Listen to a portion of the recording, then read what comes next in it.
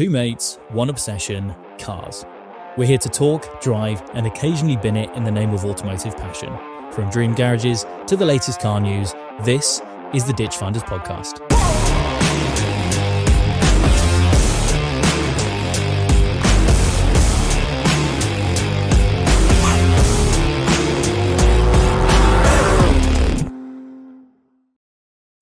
Quick notes. I've got to slow down talking, right?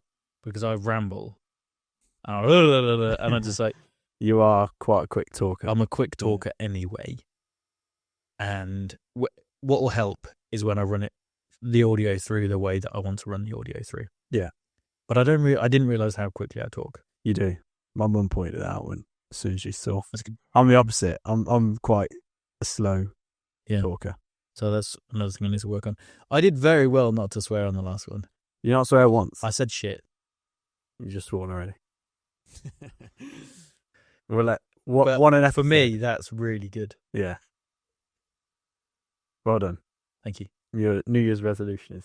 I'm doing well, actually. I am doing well. I haven't bought a car yet, so you beat me. Yeah, to be fair, mine's harder. Yeah. Speaking of buying a car, the car is currently outside without a handbrake. Yeah, so is this another electrical fault? Yes, third time this has happened, so I can't put it down to fluke now, or character. Is this the same problem as the windows and everything? I think it's all aligned, yeah. So my windows stopped working a few times. And then this is the third time it's happened on the way here. So all of a sudden, my ABS goes. Because I've got electric handbrakes, is the 2010 Z4. Flat tire monitor, traction control. Don't mind the traction control. Means I don't have to turn it off myself. But the rest of it... Can you turn off traction? Yeah. You can? Yeah, there's a button. But yeah, ABS and parking brake is quite handy to have, so I need to get that fixed. Yeah, but you did come in here and say, have you got something I can wedge my wheel with? I was thinking, what is he talking about? He goes, my handbrake stopped working. Put it in gear. And you're like, oh yeah. This is how incompetent I am. I don't know how I was so confused. Yeah, I don't know why I didn't think of that. That's really stupid. You thought I'll come in and get a piece of wood. Yeah. Rather than just put it in gear. Yeah. Joseph. Just reassurance. Joseph. Right, let's jump straight in. Okay. Recording twice in a month. Check us I know. out. We're on a roll. We're doing really well. I'm seeing you a bit too much now, I think. I know. This was supposed to be something productive. We're just going to end up killing each other. Let's jump straight in. Yeah. Episode 3. We're going straight in for your dream car garage. Yeah. This week done by yourself. And it's a good one. Shall I read it out? Read it out. Yeah.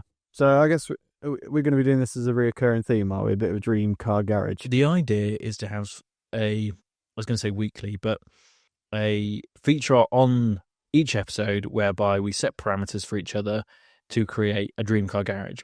This idea came from when we were like 16.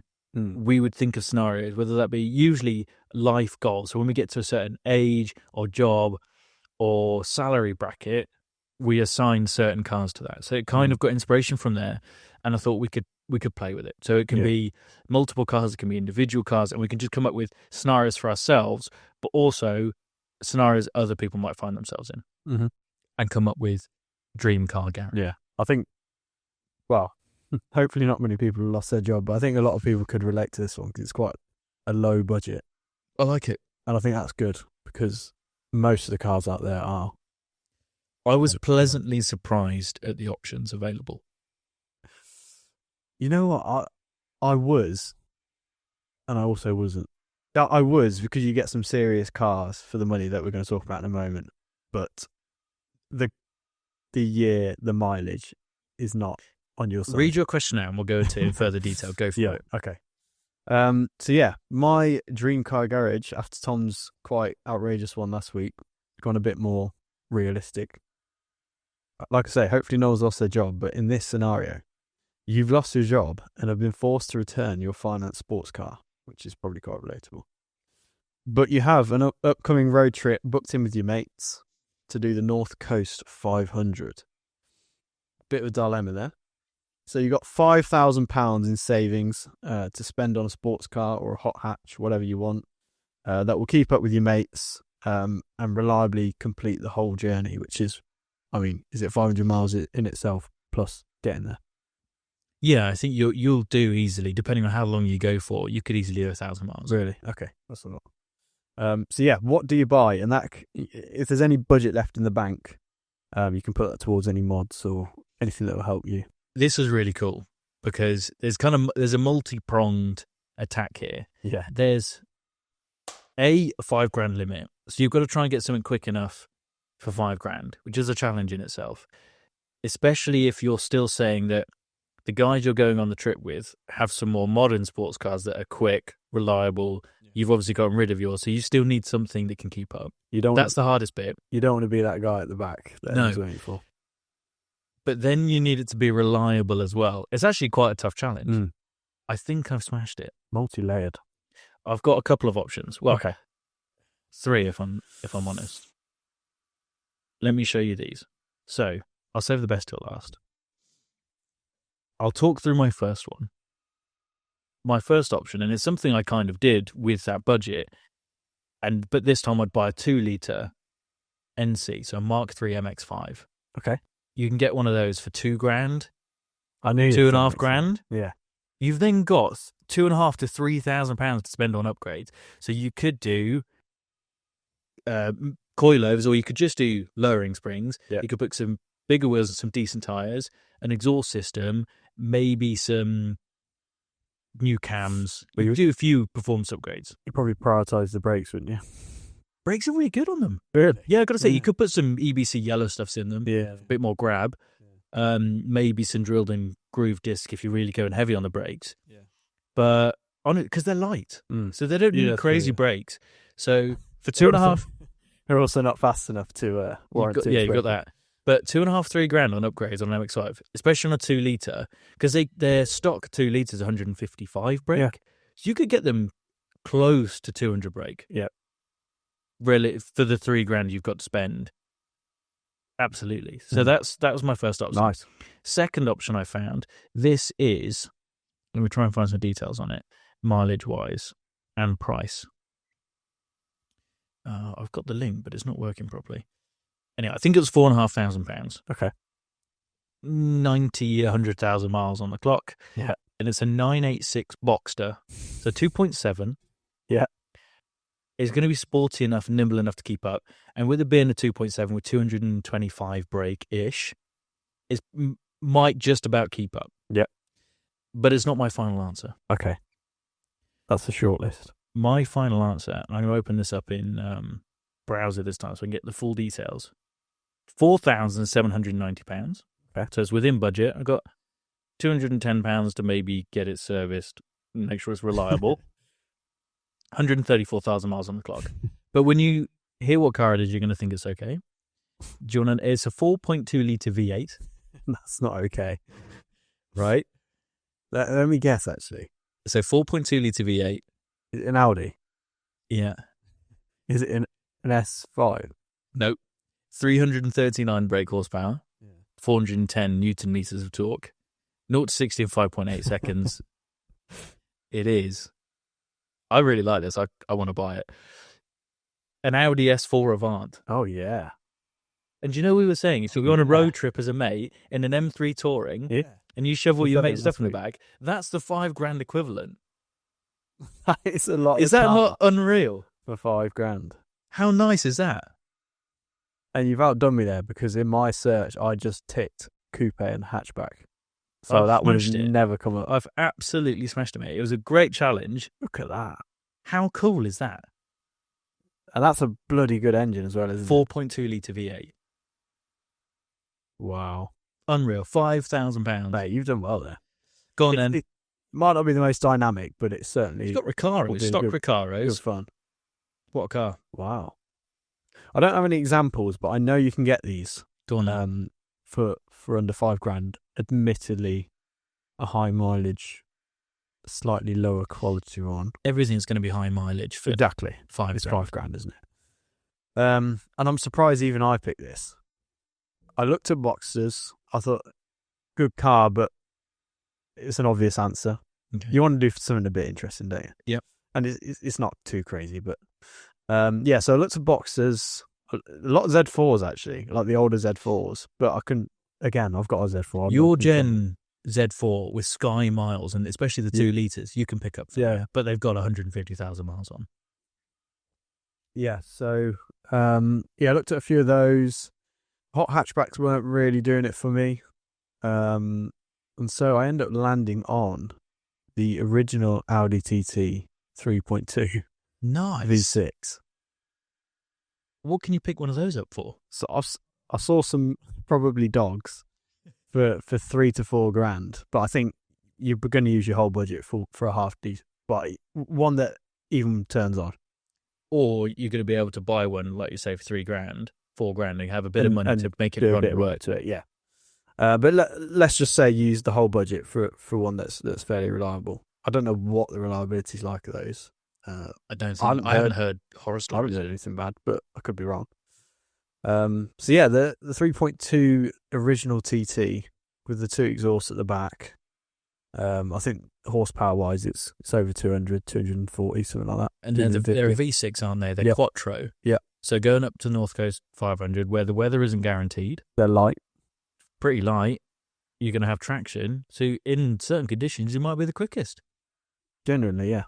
I think that'd be a great car. Can you believe we've both landed on Audis? How weird is that? Considering newer S and RS products hold their value so well. Yeah. I mean, I saw some S5s and stuff in there for under 5 grand. It's unbelievable, isn't it? I saw a couple, like 2008 S3s. Mm-hmm. Yeah, I saw A couple of those you can get. I love that S4 Avant. Mate. Yeah, I think you're on there, mate. That's really cool. See, stuff like that I'd love to be able to buy and go and do a challenge. Make a video on it. Up to North Coast 500. I just love a wagon at the moment, mate. No. I think it's a car industry thing, isn't it? I miss is it E91 3 Series touring I had? Yeah. Really miss it. Yeah. Good car. Great looking car as well. Yeah, do look good. Get an M Sport model. Yeah. Well, I mean, you think about the wagon these days, it's basically died out to a certain extent, isn't it? In the mainstream. I think it's making a comeback. Do you reckon? Yeah. I just feel like I don't see any new estate cars. I know what you mean. Yeah. But I feel like I've felt like that about saloon cars as well because of the SUV. Yeah, saloons the same. And the crossover, your smaller SUVs and stuff. They've just taken the whole market. They've taken on in the same hatchback, so even they're slowing down, aren't they, really? Yeah. Which is a shame. It's been quite nice. I drove my little brother's R53 Cooper S. Oh, yeah. Back, I had to take a van for MOT and leave it there, so I needed him to pick me up. And so he turned up and I went, go on, let me drive it, because I haven't driven it properly since he put the new wheels on, put a induction kit on it. Oh, is he? Yeah. And the exhaust. I don't think I've seen that. So I said, go on then, let me drive. Yeah. Actually, really, really good fun. Yeah. Would be. It made me think of your Mini. Yeah. Your later Mini. Oh, really? Even though it's the early one. Yeah. The supercharger good. Really good. It sounded great. Is it like quite responsive then? Really responsive. Yeah. And you can heal and low. Better than turbo. Yeah. Yeah, just about. In certain gears. It doesn't like going in second because in order to come down, you end up going into reverse all the time. Not actually going into reverse, but going down that slot. Yeah. So, maybe they're quite a big throw. Quite a big throw. Those older ones, yeah. Yeah. So if you delay the throttle input slightly, because it's quite a quick throttle input, it's yeah. Good. So really properly good. You'll have to even that's a good shout, or the turbo model, the next gen. Yeah. So one of his friends is now looking at the R56 for that exact reason, and you can get a Cooper S with a full JCW body kit for about $5 grand. Really? Yeah, $5.5 grand. You get a really nice one. So I think there's a lot of quite quick, aren't they? They're 200. They're about 210 brake. Yeah. They're just under 200, I think, aren't they? Yeah. Great little cars. Wicked fun. Really cool. Should we move on to this episode's news? Okay, yeah. We've got a bit to talk about again. More specifically, there's quite a bit of Porsche chat. Yeah. Let's go straight into the new direction, or this year's budget, shall we say, for Porsche, because I wouldn't say taken a U-turn. They've been careful about their wording. Yeah. They're going to reinvest into petrol and plug-in hybrid. Is that right? Yes. It's one of those. It's a bit weird from Porsche. I feel like they're one of those typically German companies that's well oiled, and they know what they're doing 10 years in advance, and it feels a bit frantic from them. But that's where the market is, isn't it? I think half the reason for that is the mandate that the EU and legislation has been put on them. So usually they'd be able to plan, and they plan based on demand. But this is a completely new avenue that I'd say is for the first time in modern car era. They've had such strong mandates to deliver on, and the problem is they can't deliver on them because people aren't buying them. Yeah. It doesn't make sense at all. A couple of other reasons looking here. Taycan sales dropped 49% last year. That's an EV trend though, isn't it? You think about like the Kia EV6, you just suddenly all of a sudden saw them everywhere, and then they just kind of slowly, and then they just drift off, don't they? It seems to be because there's so many electric cars coming out. I mean, fair enough, not so much in the premium market, but I can't imagine that a major manufacturer that's produced a model that sold in such numbers within a year dropped by half. That's serious, yeah. And just to add insult to injury, the China demand. This seems to be actually a trend across all manufacturers. The China demand for the Taycan dropped 28% on top of that. I can't remember if it's Taycan or just Porsche in general. I think it's just the Taycan dropped massively. But it seems like, I don't know whether there's incentives for the Chinese to buy Chinese manufactured cars, because in JLR, Aston Martin, a lot of the German brands are really suffering in the Chinese, which were huge markets for them. They've all lost so much market share, and I think it's being taken up by Chinese manufacturers. Or you think how cheap a Chinese car is in the UK or in Europe? I mean, it must be even cheaper over there. And you know how much the imports are on a lot of cars that side of the world. I mean, it'd be like just Chinese cars are here and foreign cars are there. Here's a really interesting one for you. It's not actually that related. It's slightly different, talking about tariffs. Did you know that the tariffs on European cars into America is 2.5%? And we're talking about Trump, who's obviously trying to impose tariffs and use this as methods to what he's doing. Did you know the import on American cars to Europe is 12.5%? 12.5%. The way it's made to believe is that Trump's this really bad guy and he's trying to place all these tariffs on people. Actually, we're tariffing, if that's the correct tariffing verb, is it? Or I don't know, whatever. We're going to go with it. We actually have higher tariffs on American vehicles than European vehicles going into America by a considerable amount. Interesting, isn't it? Yeah. Interesting. Very interesting. It says here that the brand admitting that petrol engines are here to stay. And what was interesting is just 2 years ago, they claimed 80% of its output would be battery electric vehicles by 2030. That's what they said 2 years ago. 80%. Yeah. I'm glad to hear that they are full EV. 80% battery electric by 2030. Yeah, I guess that's what they're. Which I'm really happy that, in theory, they're coming away from that. This is the thing, but I mean, you play devil's advocate. Is it going to bite them coming back to combustion engines and then having to revert again when the inevitable happens? I think the figure that they're investing this year alone is 800 million euros. Yeah. About $830 million, I think. Yeah, I've seen that number. Which is impressive. Yeah. We might end up getting some bloody awesome stuff. This might be stuff that they had in the pipeline that they haven't spent money on because they haven't been able to with the mandates and having to throw money EV. That they've got this, I really hope that there's this hidden department somewhere that's been working on this in the background. They're now going to throw all the money at it and come out with some unbelievable technology and unbelievable cars. Yeah.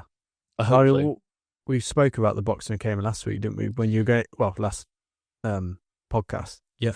About how new cars coming this year, and you said electric Boxer and Cayman. Yeah. What what would you guess is going to be what they're going to do this time around now then? I think it could be very similar to what they've done with the Macan. Yeah. And offer both. Launch as an EV though? I don't know. Yeah. I think they're going to delay. No, I think it's supposed to be launched I would think next month. Delayed, yeah. But by the sounds of things, it's going to be delayed. And this kind of brings me on to another news point. I think it'll be delayed. Usually, it's this time of year, isn't it? January, February, we have the Geneva Motor Show. It's actually moved to, I think, November or December. And it's no longer in Geneva. It's in Doha. It's in the Middle East, isn't it? Yeah, I've seen that. But I think it's going to be called the Geneva International Motor Show Doha, or the other way around. Right. So that's going to be interesting. It'd be really cool to go out there, wouldn't it? We'll see. But I think that time of year could be very cool to go out over there. Yeah. Watch this space. We'll see what we can do. So you never know. They could be launching it there. Gives these brands a few more months to work out what they're doing. Yeah. And potentially launch some cool cars. So fingers crossed it's not all electric. Maybe they'll have to have a certain percentage of electric, so they'll launch them both. A bit like the Macan, you can now get electric and plug-in hybrid. Obviously, some of the new products have got electric motors in them, not that they're plug-in hybrids, like the new GTS, the 911 GTS, which actually segues nicely to the new 911 Dakar. So I guess this is going to be a 992.2 Dakar. I thought this model would have been and gone. So they made 2,500 models, and I got it slightly wrong with the figure I plucked out of the air for the values of them. So they retail about 175 grand, I think. Oh, right. But in the used market, they're over 200 grand. Okay. Some of them that are crazy specs are more. The 400 grand that I came out with might be a bit punchy. Don't know where you got that from. Yeah, I was actually at a client's, a dealership of prestige in sports cars, and they had one, and he mentioned that sort of figure. That's kind of where I got it from. Oh, right. He might have been talking about another car. So yeah, either way, they're still going for over list with 5,000-6,000 miles on them, by like 50 grand over list, if not more. So I imagine it's going to be another limited run. However, this time it's going to have the GTS hybrid powertrain. Wow. So it's going to be a 3.6 litre flat six again, but with 478 brake horsepower and 420 pounds-feet of torque, because it's got that electric motor and a gearbox. So it's got an additional 53 horsepower. I wonder how that translates to actual off-road performance. I think it's going to be interesting. I think it'll be very good. And by the sounds of things, a really smooth powertrain with the way that the electric motors work. I think it'll suit it really, really well. You think? Imagine 10, 20 years ago you said that there's going to be a Porsche that's going to be hybrid and it's going to be a Dakar. Yeah, well, Porsche historically have done well in the Dakar, haven't they? Yeah. So it's kind of an homage to that, but you wouldn't expect it in the capacity production model. Yeah, I know. Really cool though. Oh yeah, commendable, isn't it? I saw a thing on Instagram, and it was just somebody had mocked up.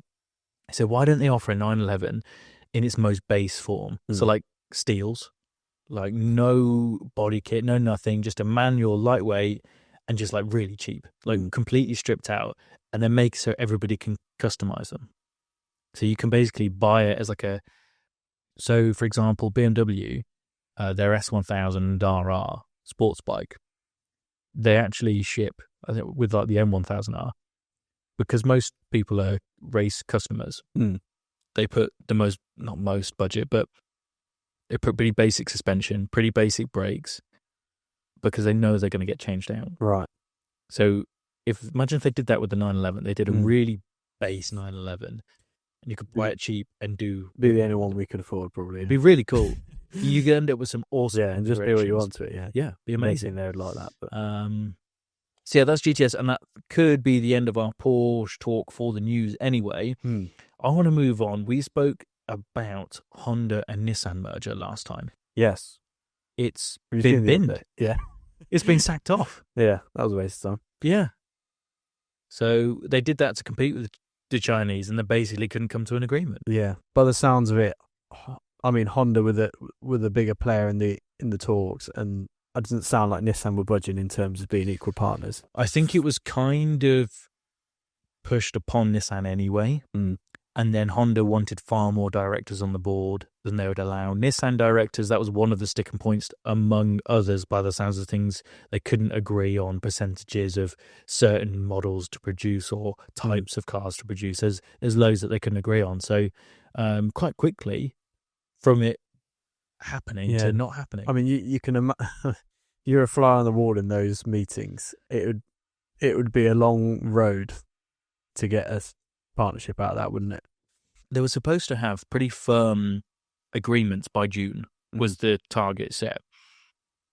But what I'm very, very surprised by, considering this is the second and third biggest car makers in Japan after Toyota, I'm really surprised that they've put out these press releases to do such a big thing. I know. Think of their stocks. Think of all this. Usually these things in big business, you don't hear about them till they're a done deal. Yeah. I'm really surprised they've not only come out with it and then canned it so quickly. Very strange move from a PR point of view, isn't it? From a big company. Yeah. Or big companies. It's a bit odd. Yeah, it's probably a bit awkward in those offices at the moment. Little bit. Speaking of which, I was at Nissan Technical Centre Europe. Is that the one in Cranfield? Cranfield, yes. Shan't talk anymore about discussions had on the day, but there were some funny comments. Really? Yeah. But generally a positive atmosphere by the sound of it. They're working on a lot of next gen stuff and they're investing still in the UK, which is good. But yeah, a few passing comments which are quite funny. Because presumably it's confusing internally as well. It's not exactly. Yeah, a lot of people in the dark, I assume, aren't they? So, 9,000 jobs being cut isn't the nicest news to hear when you're no. Hopefully it smooths out. Both do very well because I'd love to see some cool stuff from both of those. Last point I've got here on the news, if you haven't got any more. Speaking of cool stuff, there's talk. We were talking about French cars last episode and how you started to not only like French people, but about EVs. It's looking like Peugeot might do another 208 GTI and a proper one. So bring the GTI badge back. And from what it says here, they're talking to Peugeot CEO. He said here, if you'll excuse the pause, I'm very, very eager to connect the Peugeot brand and what it stands for to its past and heritage in every sense. Mm-hmm. And he goes on to talk about the GTI badge and how he wants to bring that back and adapt it to the modern world. But he mentioned nothing about EV and wanted to stay true to the GTI badge. Adapt to the modern world, though. Yeah, but that could be hybrid, couldn't it? They could hybridize. Yeah. And they could create... It's getting a bit late to do a new combustion engine without any hybridization. Yeah, but if you imagine, look what Porsche are doing with hybrid. Yeah. You could bring out a crazy awesome... Because the 208 or 106, all the GTI badge came out with revolutionary tech at the time and came out with these awesome hot hatches. How cool would it be for them to... And we were just talking about how we want to be excited by French cars. Yeah. Do exactly what you did to get people excited about French cars. But I mean, I believe it's the 208. There's the last gen 208 GTI. That went completely under the radar, really, didn't it? It wasn't a proper GTI, though. That was more like, do you know how BMW do a M Sport, Audi do an But it had a hot engine. Yeah. Because then the one before that, I think the R56 Mini had the 208 GTI's engine. Really? The R56 Mini Cooper S, and maybe John Cooper works. You correct me if I'm wrong. I don't know. I believe it had, like the late 2000s Mini had the 208 GTI engine, I think. We'll have to research that. Yeah. And get back on there. But, I mean, it wasn't the most reliable engine, but it was a good engine. Yeah, it was fun nonetheless. But like this, like I say, like the 80s, 90s 208 GTI models from Peugeot were a bit of a different level, weren't they? We're doing so well to segue so cleanly on this episode. Not only will we talk about hot hatches, I want to talk about the Mini Cooper S. Okay. So this is really interesting. And again, it's really nice to have some positive combustion engine news with regards to cars nowadays. So let's have a look here. So we spotted that you can get a brand new Mini, so mid-spec Mini Cooper S for £210 a month. Brand new Cooper S, So that's over £100 a month cheaper than the small battery electric Mini Cooper E, which is positive news. Mm-hmm. So you need an initial payment of $2,763, which I don't think is crazy. What's this on a lease? This is on a PCP, I believe. Okay. Over 24 months. So £2,763 down. Yeah. 24 months, capped at 5,000 a year. But if you 5,000 miles a year, Quite low. but you can double that for just £25 a month. So Okay. you could have 10,000 miles a year for about 235 quid a month as a payment. That for me is cool. It's got 201 brake, 2 litre 4-cylinder engine, 300 newton meters of torque, punchy 0 to 60 of 6.6 seconds, and you can have a brand new sporty car for best part for 200 quid a month. That is cheap as chips, isn't it? I mean, it's a PCP and it's over 24 months, so I guess I'll have to double that check explains something towards it, but that is cheap motoring. Cheap fun motoring. Cheap fun motoring. So that was another positive for hot hatches in 2025. So it's something to be excited about. The only Air dyno as well. The only thing that wasn't quite as positive is you can only get it in an auto. But it is still flappy paddle, so it's not all bad. But a Cooper S should be manual. But it's still, on the whole, good news that in 2025, you can buy and run a relatively fun, sporty hot hatch for sensible money in today's world. So that was one of a few examples, isn't it? Yeah, absolutely. I think that covers us for the news. If you've got anything else, no, I think that was it. I think there wasn't too much in between since we last recorded, but big news at least. The Porsche on LinkedIn, it's just all over the place. This Porsche news. It is. It's everywhere. So I'm excited to see. Again, it's kind of big news from a big manufacturer. Yeah. I think everybody's struggling with the mandates that these, emissions regulations and net zero targets and all this. I don't think it's actually achievable. Well, I think the goalposts move, don't they? Because they keep changing their mind, and then you feel sorry for the manufacturers, don't you? The problem is the government are going to have egg on their face because they realise that they're going to have to retreat on some of the stuff they've said. They'll have to push it back. It's not going to be done properly. It's not good for anybody. No. Okay, do it, but you have no car companies. No. The car industry is massive. Yeah. People don't want the EVs. The manufacturers are being pushed around left, right, and centre. There's less investment in the countries, especially consider the UK, how much we rely on the auto industry, and it's just a bit in turmoil. And then the government lose out because everyone's unhappy. But there's even little things like, as of April, double cab pickups like the Ford Ranger, the Amarok, what's the Toyota Hilux? Yep. They're no longer, you can't put them through a business. As a commercial vehicle. Right. So then that's going to stunt new vehicles massively, which the government are going to miss out on so much from. Seems crazy to me. And then EVs are getting taxed from April as well, aren't they? Yeah. So I don't know how they think this is a good idea, where they're going to make the money from. I think EVs should be taxed, by the way. Yeah. But yeah, EV owners won't be happy.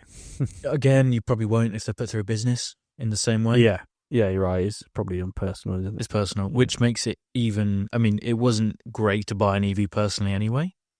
It just means there's going to be even less EVs purchased, which goes against what they're trying to do to get more people to buy EVs. It seems crazy to me. I don't think they really know what they're doing. To be honest. I think it was something like, in the UK, 60% of EVs in 2024 were leased through a business. Company car. Yeah, company cars.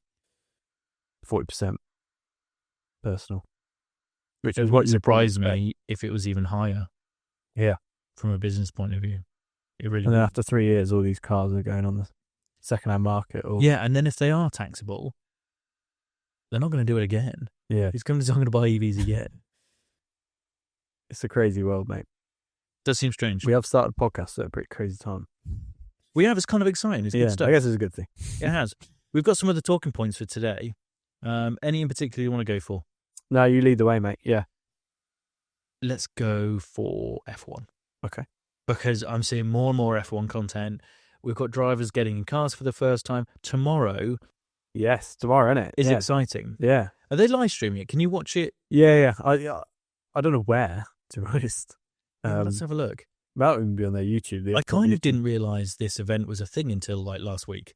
It's new format for this year. So obviously, historically, you'd have the 10 teams launch their cars individually between January and end of February, normally, I would have thought. Yeah. And now I think it's such a good move. Ignoring all the, look at the singing lineup and stuff. I don't really care about that. They're trying to make it quite a big event. But yeah, basically they're all consolidating into one big launch event.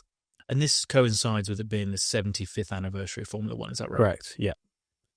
So yeah, we get to see all 10 cars at once. And it sounds a bit sad really, but I just like the fact that there's no politics or PR mindedness about it, because everyone, normally like Ferrari and Mercedes would wait till the end and all that bullshit. You just like show us all the cars at the same time.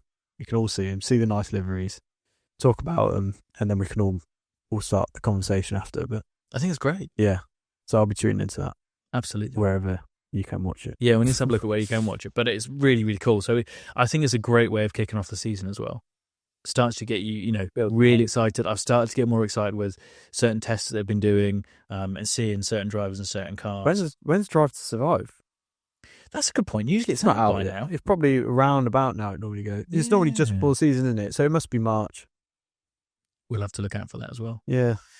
So we've talked about tomorrow evening's event. So I think it's another 24 Grand Prix season. Yeah. With 6 sprint races. Key points to look out for. Fastest lap point has been removed. I saw that, yeah.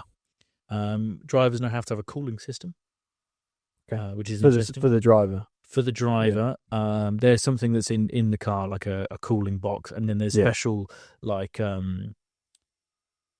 undergarments that have cooling systems in it, part of that. Water. But what they've had to do is increase the weight of cars as well. So for the heavier drivers, it's actually played to their strength. Yeah.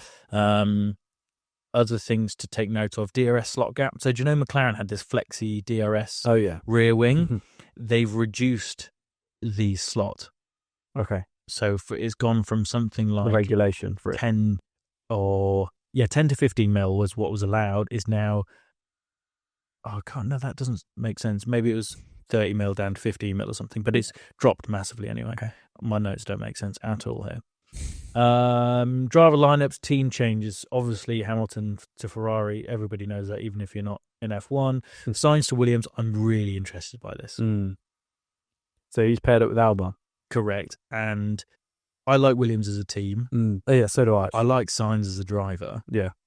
And I really hope he can bring them success.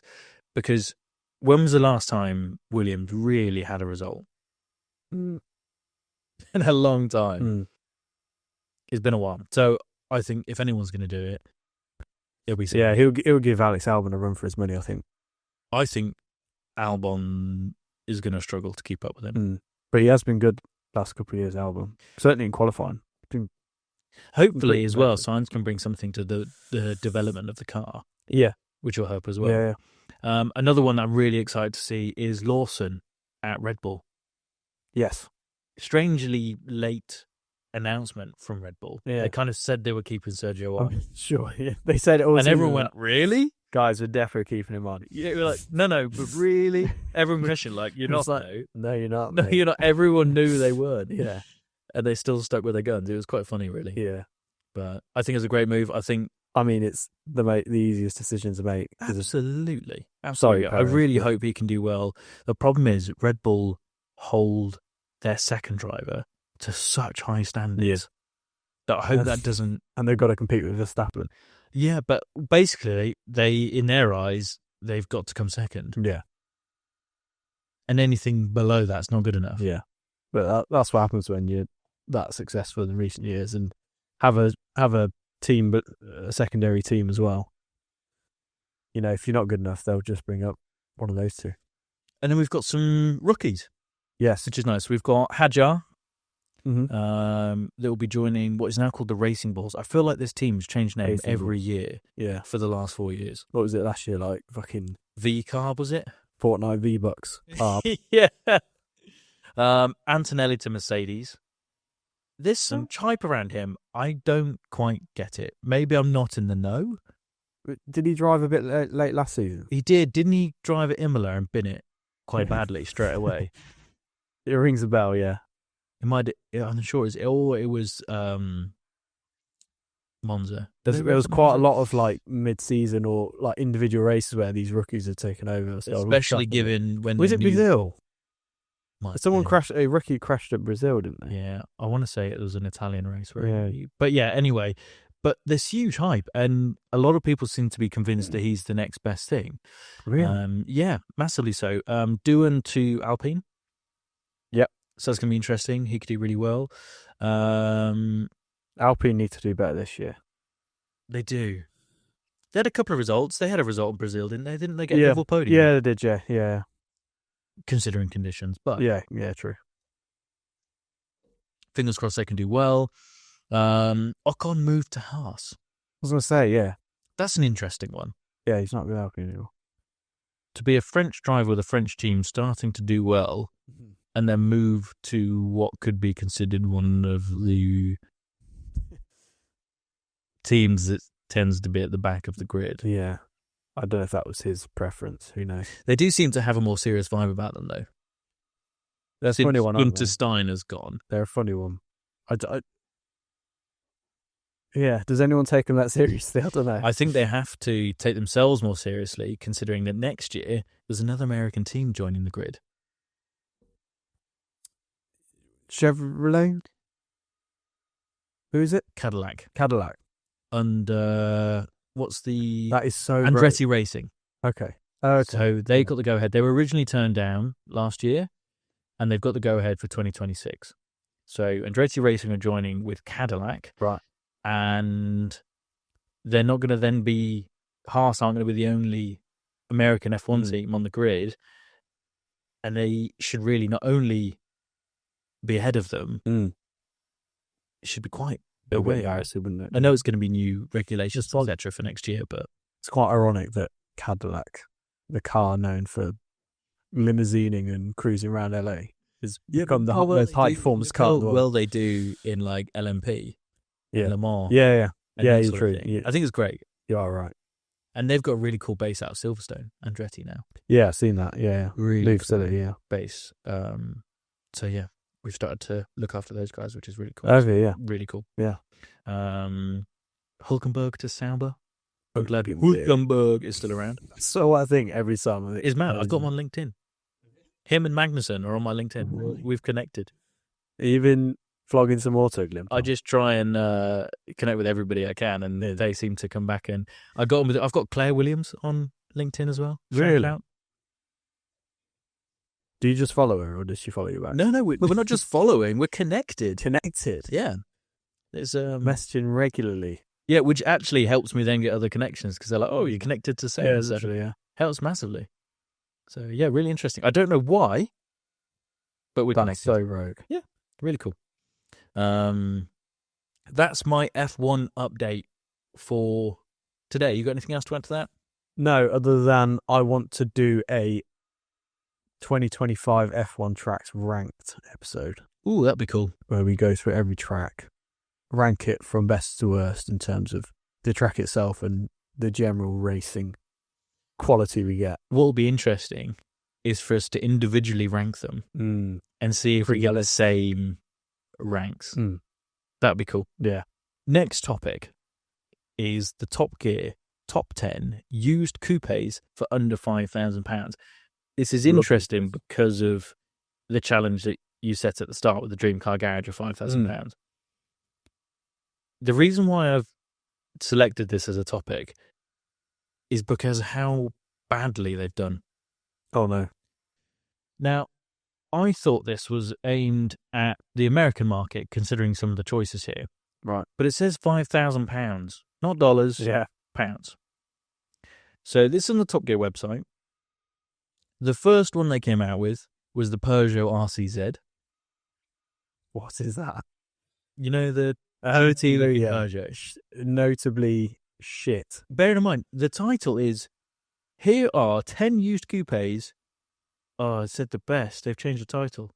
Maybe they haven't. Is it the 10 worst used coupes? Does that No, it just said, here are 10 used coupes. How did I read it as? They haven't changed the title. I'm just... Don't it? I can't say that either. We're going to have to cut that out. For fuck's sake, I'm going to get that.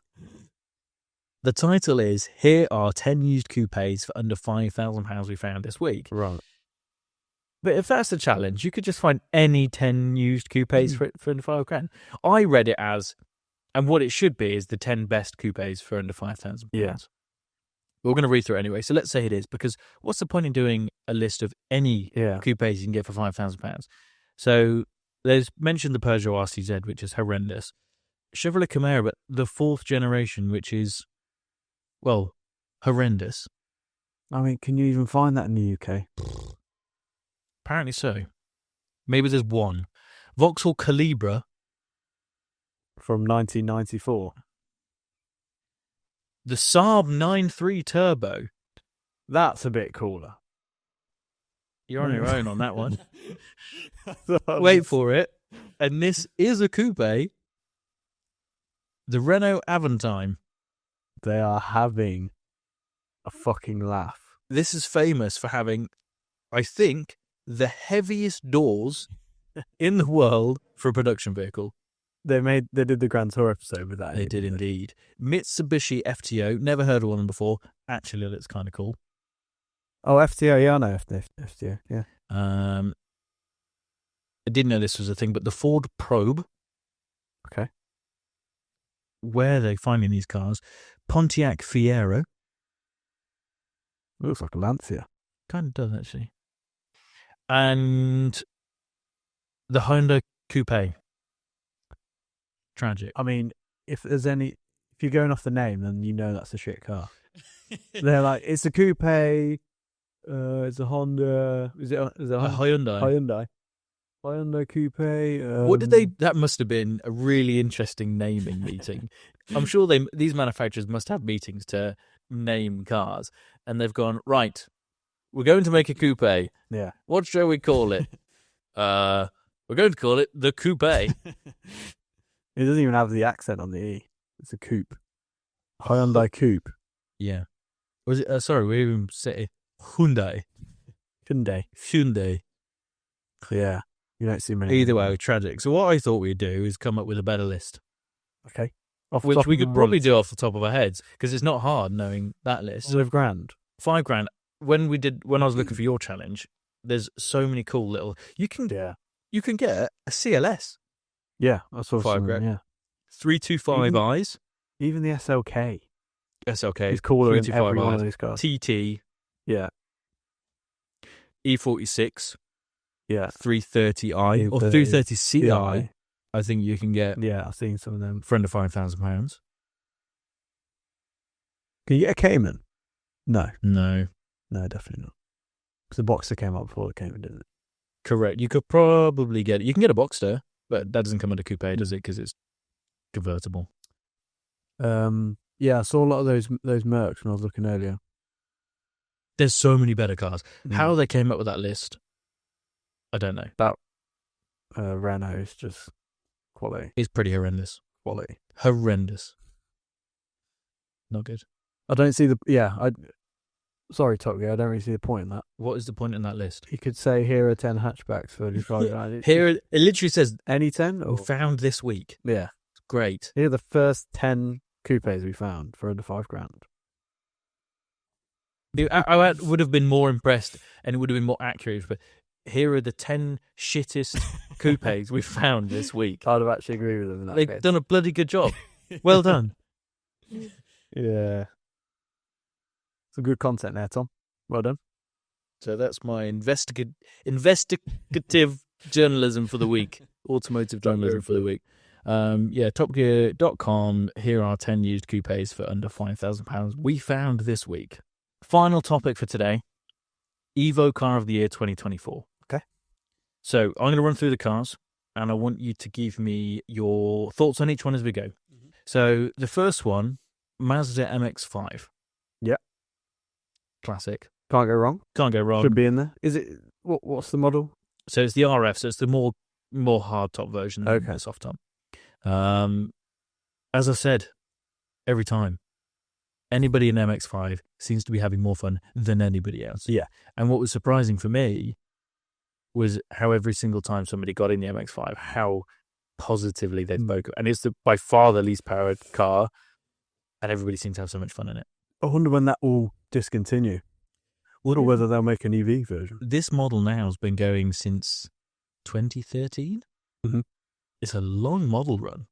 It's the very end of its life, surely. You'd imagine so, wouldn't you? Yeah. I wonder what they'll do next. But the fact that this is now a 12-year-old model that's going into EVO Car of the Year with the latest and greatest sports and supercars and holding its own is quite impressive. Up next, McLaren Artura Spider. Yeah. Yeah, I've set one of those pulled up to my head office probably last year because it's not too new really by today's time. Well, the Artura at least, not the Spider.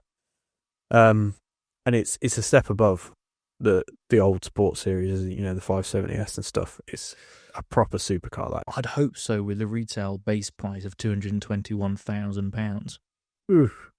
I mean, that doesn't actually surprise me. What's more shocking, that or the fact that the MX-5 base price is $35,000? That's quite shocking. Oh, but then it's a new car. New car prices nowadays are a lot of this money. puts it into context. I know how much we rave about the MX-5, but when the GR86 came out, that was under $30,000. Really? And that's a faster, more capable car, better looking, more reliable, probably. That's interesting. Which ties us on nicely to the GR Yaris. Mm-hmm.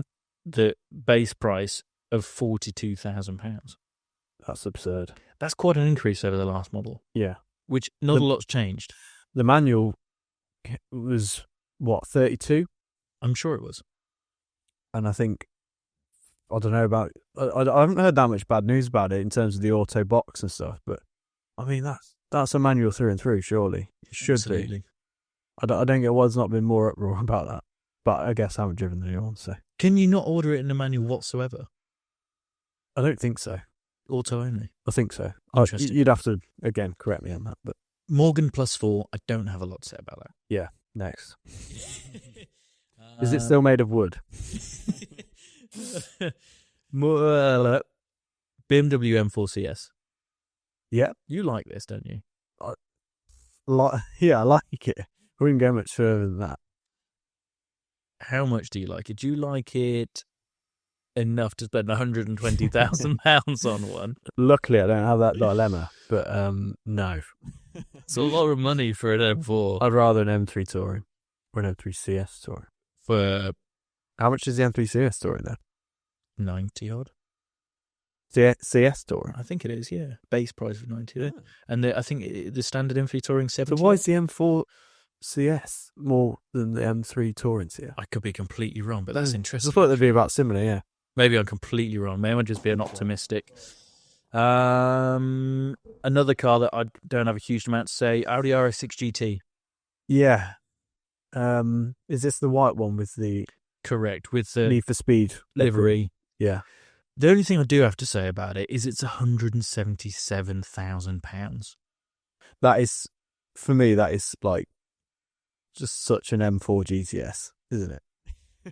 Let's just charge a ridiculous amount of money. Actually buying that. I just don't get it. We're just moaning about the price of all these cars. Yeah, we are. Stop mentioning the price. Ford Mustang Dark Horse. I was excited to see how this did, and it didn't seem to do that well. Okay. Most of the comments were fairly negative, especially around gearing. But it's a cool-looking thing. It's not top of my list to drive. No. We've already discussed the GR Yaris, and then finally, the 911 ST. Yeah. What a car. And that was the winner, I assume. Yes, I believe it was. That base price, £231,000. We all know they're going for Take my money. far more than that. But what a car. Yeah. All the other cars are promoting about the price. The ST just... Yeah. Good value. Just right number on the check. Bargain. That covers EVO Car of the Year and our few thoughts on those. That, I believe, is just wrapped up for today's episode. Episode 3 is starting to move, isn't it? This whole project. I'm enjoying it. Yeah. Today I was looking forward to getting back. I feel like we're slowly getting more polished on certain bits as well. We've got a new intro for this episode, or I say revised intro. Yeah. So slightly less serious. Yeah, it's a bit more how it should have been. Yeah. We've got some new thumbnails that are looking smart. We've hopefully got a new way of editing audio, which is going to sound even more crisp and clearer. Yeah. And I'll try to have not spoken at 100 miles an hour this episode. You've been better, I think. I think so. And we haven't talked over each other as much. Better. We're getting there. It's all progressive, isn't it? This is 3 episodes in, so if we can carry on at this progression, I think we'll be okay. Yeah.